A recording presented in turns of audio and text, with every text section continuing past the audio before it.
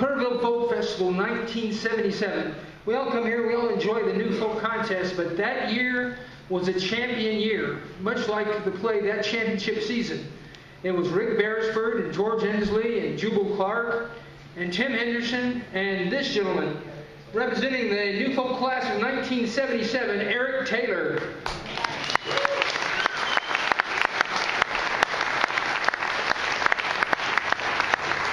Thank you.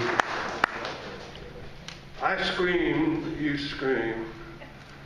I think there used to be called, I was talking with Hazley backstage about, could we remember the name of the man who owned it, but it was an ice cream parlor in Austin, Texas, and everybody from Towns to me to Nancy Griffith to Tim Henderson, Blaze Foley, all played it. And I think one of the longest first conversations that I ever had with Tim was, gonna have to get less cool here. He had written, we were sitting outside of the ice cream parlor, and he had written a song called Nancy Nightingale. It was about my girlfriend, Nancy Griffith, at the time. And I said, man, you hitting on my girlfriend? And he says, man, everybody's hitting on me.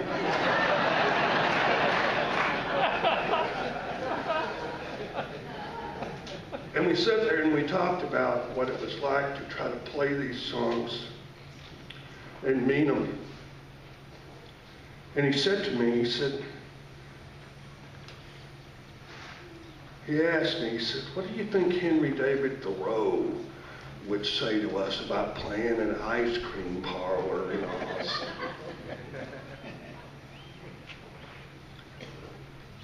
So I went looking for Mr. Thoreau, and as it turns out, the way things are in the world, it seems like there is this Mandela.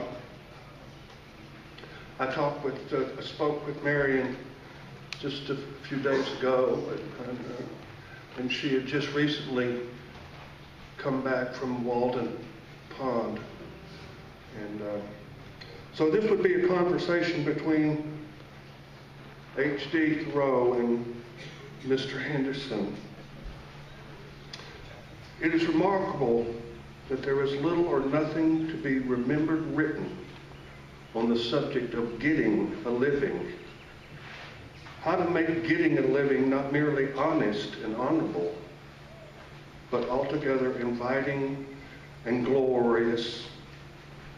For if getting a living is not so, then living is not. The ways by which you may get your money, almost without exception, lead downward.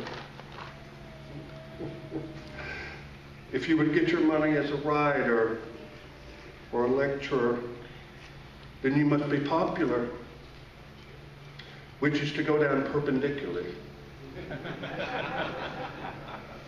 If you were paid for being something less than a man, there is no more fatal blunderer than he who consumes the greater part of his life getting a living.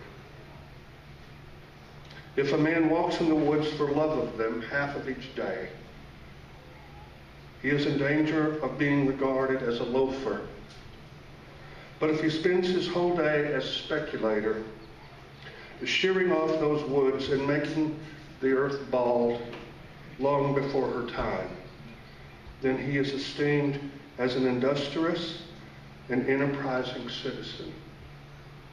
Wherever a man separates from the multitudes and goes his own way in this mood, there is indeed a fork in the road. Though ordinary travelers may only see a gap in the paling the fence posts, his solitary path across lots will turn out to be the higher way of the two. You, Mr. Henderson, have taken the higher path. Thank you.